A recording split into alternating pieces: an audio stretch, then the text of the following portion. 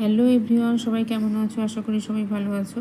আমিও খুব ভালো আছি। আর আমার নতুন একটা মিলি ব্লগে তোমাদের সকলকে স্বাগত।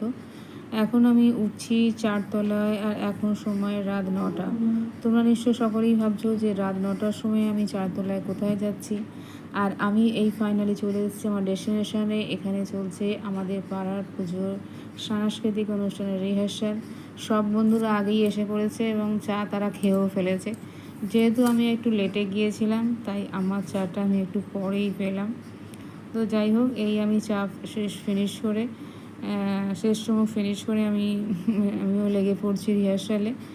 তো রিহার্সাল তো হলোই, সেই সঙ্গে আমরা পেয়ে গেছি নতুন একটা করে কানের দুল।